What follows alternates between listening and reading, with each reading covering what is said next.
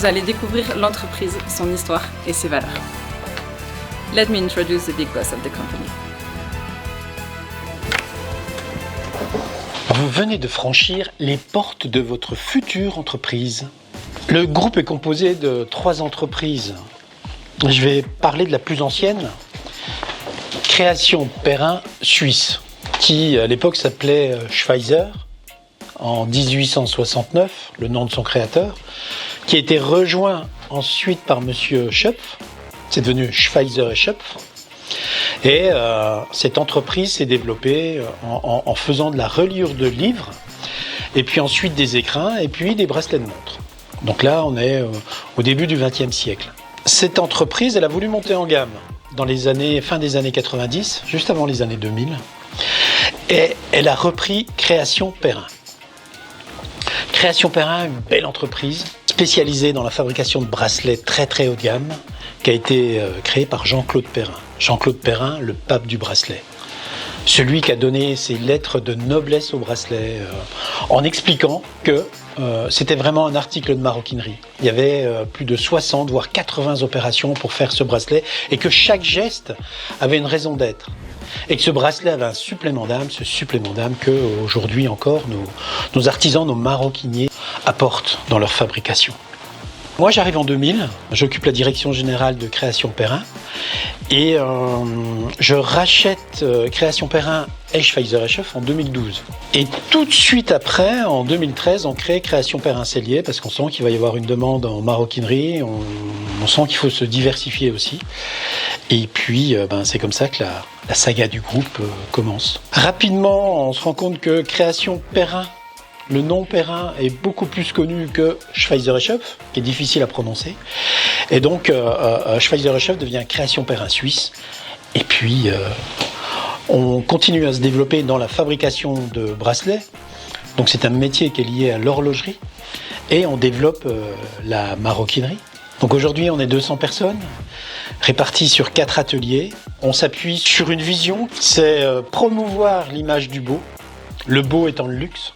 Donc on veut rester sur un segment de marché très très haut de gamme. Et puis on veut que les gens prennent du plaisir. Et ça c'est difficile de prendre du plaisir en travaillant, parce que travailler c'est une contrainte. Mais on a quand même cette ambition-là. Le métier, ce sont des artisans des cuirs pour le plaisir partagé. Cette notion de plaisir, comme je le disais tout de suite, elle est importante.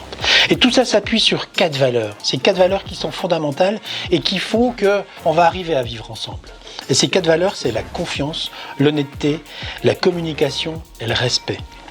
Et puis, on va capitaliser sur les bases, sur nos erreurs, pour être plus fort et évidemment faire les plus beaux produits du monde, parce que ce supplément d'âme, il se concrétise par les plus beaux produits du monde, que ce soit en maroquinerie ou au niveau du bracelet.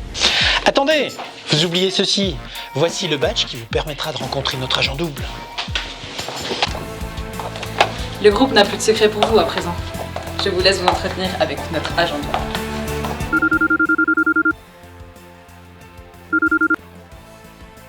Elle arrive.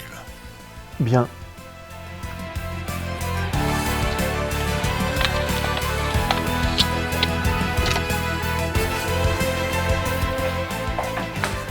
Vous avez des choses à nous dire, agent double ?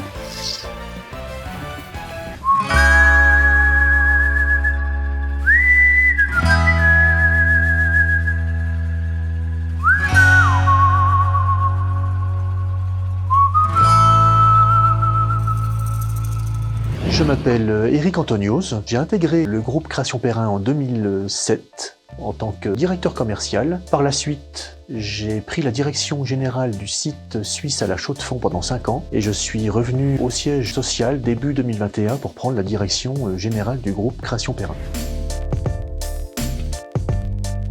Notre système qualité est organisé selon les exigences de la norme ISO 9001, ce qui nous permet d'améliorer nos performances globales et d'assurer la pérennité de notre structure. Nos activités sont regroupées en processus qui sont tous orientés vers la satisfaction client. Pour nous, le client est au centre de l'entreprise et tout le monde est au service du client. Des indicateurs et des objectifs sont définis. Il faut noter aussi que sans mesure, on n'a pas d'amélioration. Notre système est aussi basé sur l'amélioration continue. Nous remettons en cause chaque problème. Nos axes stratégiques sont communiqués à l'ensemble de nos parties prenantes. Vous pouvez d'ailleurs trouver cette politique qualité sur notre site internet. Cet engagement qualité nous permet de faire face à de nouveaux risques et aussi de saisir de nouvelles opportunités. La responsabilité sociétale en entreprise est basée sur la norme ISO 26000. Nous avons d'ailleurs baptisé ce grand projet Fleur de Cuir. Ce projet, c'est la contribution du groupe aux enjeux du développement durable qui s'articule autour de 3 piliers essentiels. Le premier étant le pilier économique, c'est d'avoir une structure pérenne. Le deuxième pilier est le pilier sociétal. Nous sommes sur des fabrications locales, France et Suisse. Nous participons à l'économie locale et nous avons à cœur que nos collaborateurs se sentent bien au sein du groupe.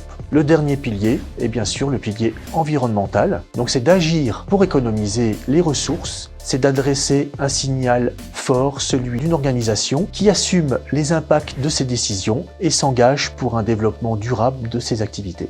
C'est une démarche qui nous permet de mieux répondre aux attentes auxquelles nous sommes confrontés, telles que des attentes de plus en plus nombreuses de nos parties prenantes. Le climat, c'est nos difficultés d'approvisionnement qui peuvent être plus ou moins complexes et toujours être transparents, et ça c'est une demande de plus en plus forte de nos parties prenantes également.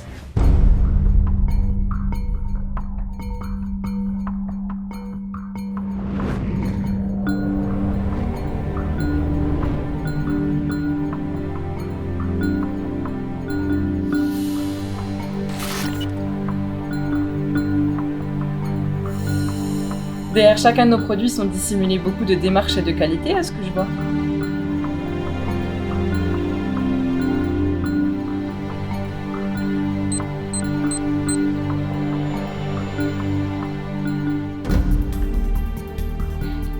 La technologie n'explique pas tout.